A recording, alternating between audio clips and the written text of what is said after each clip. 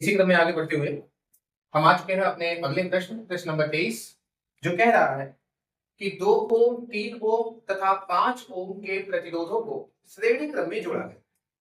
यदि संयोजन के दोनों सिरों पर 30 वोल्ट का विभवांतर लगा, यानी इन संयोजन के दोनों सिरों से हमने 30 वोल्ट का कोई बैटरी ही लगा दिया, तो बताइए कि प्रत्येक प्रतिरोध के सिरों के बीच कितना वोल्टेज बनेगा। देखिए श्रेणी क्रम में, और श्रेणी क्रम में धारा का मान तो समान होता है, लेकिन विभव यानी कि वोल्टेज का मान अलग अलग।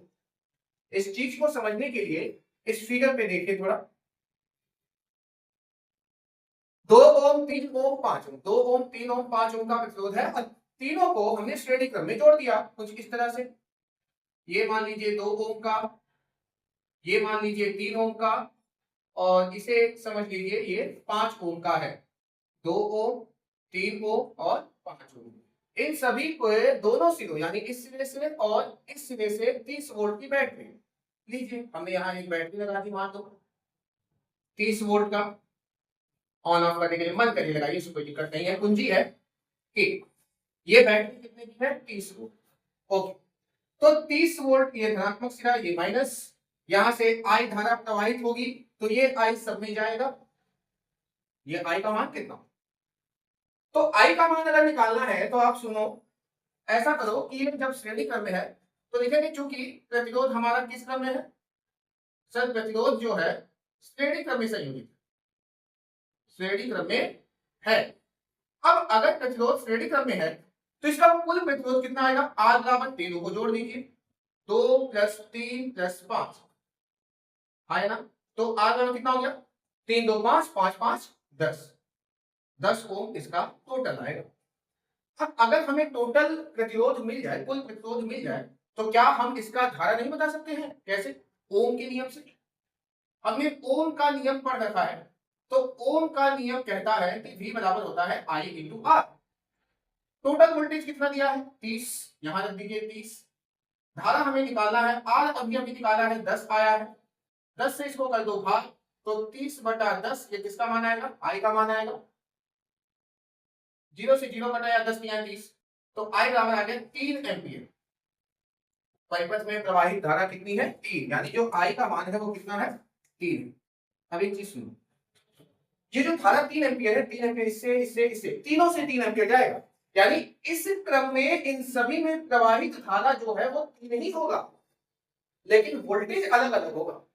अब वोल्टेज कितना होगा, मान लीजिए इसका वोल्टेज निकालना है, इसका वोल्टेज मान लो V1 है, इसका V2 है, इसका V3, तो चलो पहले इसका वोल्टेज निकालते हैं।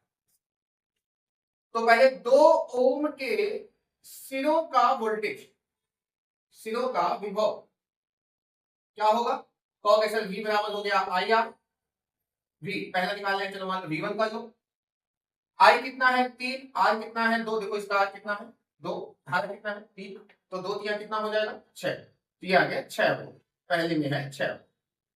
इसी तरह से आप जो है 3 ओम का निकाल लो, 3 ओम के सिरों का वोल्टेज, सिरों का वोल्टेज या विभव कितना हो जाएगा, कहोगे सर V2 बराबर IR2, ये मान लो पहला वाला, ये दूसरा वाला निकाल रहे हैं, तो V2 बराबर I कितना है 3, R2 कितना है 3, 3 3 का कितना हो गया 9, 3 3 का कितना हो गया 9 वोल्ट। अब तो आप बता ही सकते हो, 9 ये है, 6 ये है, तो 9 6 कितना हुआ 15, तो बचा हुआ 30 में से 15 घटा दो तो 15 इसका आएगा, कैसे भाई 5 ये 3 ये 5 के कितना होगा 15, निकाल सकते हैं, यहाँ निकाल देता हूँ। 5 ओम के सिरों का वोल्टेज, सिरों का विभव क्या हो जाएगा V3 IR3, V3 I का मान है 3 और इसमें R3 कितना है 5, ये हो जाएगा 5, तो V3 5 दिया है 15। तो हमसे जो पूछा था कि प्रत्येक प्रतिरोध के सिरों का विभवांतर बताओ, तो पहले का हमारा आ गया है 6 वोल्ट, तीसरे वाले का, ये दूसरे वाले का आया है मेरा 9 वोल्ट, और ये लास्ट वाला जो 5 ओम का था उसका कितना है 15। देखिए टोटल कितना हो रहा है 9 से 15 15 15 30 वोल्ट है। ठीक है, नोट कर लीजिए। अब अगला प्रश्न है, इसमें प्रश्न 24 का अथवा सवाल भी मैं ले रहा हूँ, क्योंकि इसके पहले का जो सवाल है वो पिछले प्रश्न पत्र यानी सेट नंबर 1 में मैंने उसका ऑलरेडी वीडियो जो है अपलोड कर रखा है, वहां जाके आप देख सकते हैं। घरेलू परिपथ में लगे तारों का जो कलर है उसका क्या काम होता है, इसके बारे में सवाल था, इसलिए मैंने उसको छोड़ दिया। अब इसके जो ऑप्शन वाले सवाल है यहाँ रख दिया, और ऐसे करते करते जितने भी रिपीटेड सवाल होंगे वो मैं छोड़ दिया करूंगा, और जो नए सवाल मिलेंगे मैं उसी को कराऊंगा, ठीक है। बाकी वो सवाल कहाँ मिलेंगे, इसके पिछले प्लेलिस्ट में मिल जाएंगे, आप देख सकते हैं। तो क्वेश्चन नंबर 24 का जो ऑप्शन वाला था उसमें पहला सवाल, इसमें दो सवाल थे।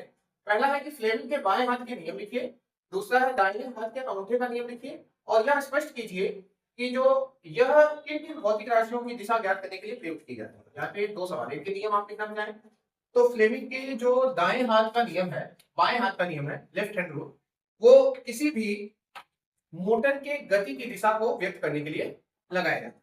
जब कोई मोटर घूमता है चुंबकीय क्षेत्र में, यानी हम कह सकते हैं कि चुंबकीय क्षेत्र में रखे किसी कुंडली की गति की दिशा या मोटर की गति को हम लोग व्यक्त करते हैं। अब कैसे होता है वो देखो।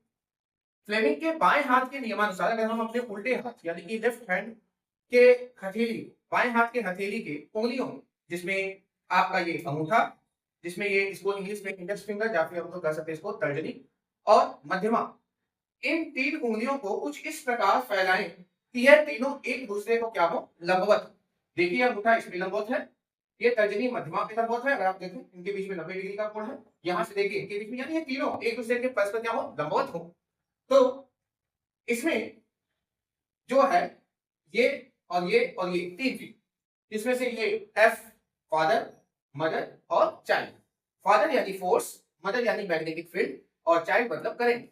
यानी यह जो अंगूठा है वो धारावाही चालक पर लगने वाले बल की दिशा, तर्जनी जो है वह चुंबकीय क्षेत्र की दिशा, और मध्यमा जो है वह धारा की दिशा को व्यक्त करता है। यानी अगर फिगर से हम समझें तो इसमें कुछ इस तरह से, ये हमारा हो गया अंगूठा, ये हमारा हो गया आपका तर्जनी, और ये हमारा हो गया कौन सा, मध्यमा, ठीक है। और बाकी उंगलियां ऐसे मुड़ी, ठीक ठीक। अब आप इसमें देखिए, ये जो उंगली है और ये अंगूठा जो है, ये क्या है, अंगूठा, जो, और ये तर्जनी, और ये वाला मध्यमा।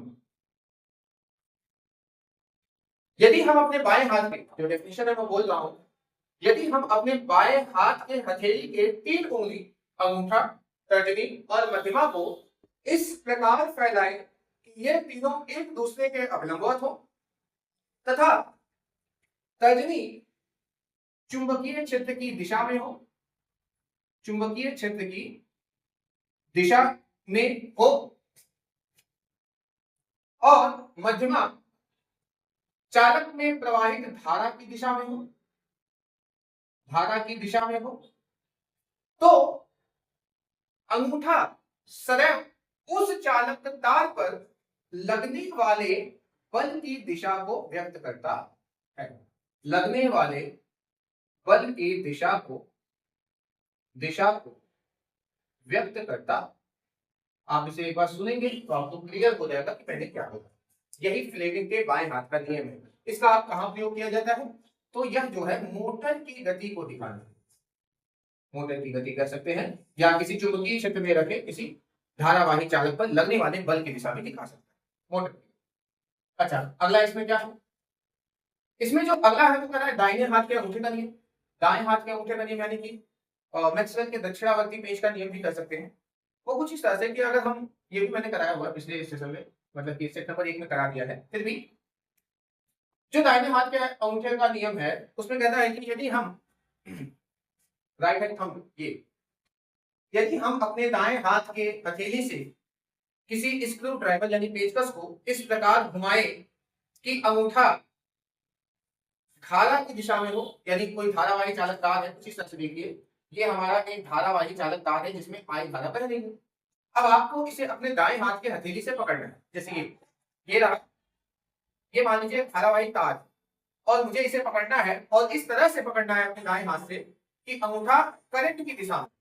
ओके, तो हमारी जो मुड़ी हुई उंगलियां हैं, जब इसको पकड़ेंगे तो ये हथेली मुड़ेगी, तो जो मुड़ी हुई उंगलियां हैं वह हमेशा चुंबकीय क्षेत्र की दिशा को व्यक्त कर, यानी धारावाही चालक में बहने वाली धारा के कारण उत्पन्न चुंबकीय क्षेत्र की दिशा को यह बताता है। क्या बताता है? धारावाही चालक में उत्पन्न चुंबकीय क्षेत्र की दिशा, चुंबकीय क्षेत्र की दिशा को व्यक्त करता, व्यक्त करता। क्या लिखेंगे परिभाषा? दाएं हाथ के अंगूठे का नियम। तो हम लिखेंगे कि यदि किसी धारावाही चालक तार को हम अपने दाएं हाथ से इस प्रकार पकड़े कि अंगूठा सदैव धारावाही यानी चालक में बहने वाले धारा के अनुदिश हो, तो शेष मुड़ी हुई कोनियां चुंबकीय क्षेत्र की दिशा को व्यक्त करता है। यही दाएं हाथ के अंगूठे का नियम है। तो जो मैंने बोला है वही आपको लिखना होगा। आप इसे सुनेंगे, लिख सकते हैं, यहां लिखकर मैं आपका समय बर्बाद नहीं करना चाहता। तो ठीक है, ये क्वेश्चन हो गया, नोट कर लीजिए।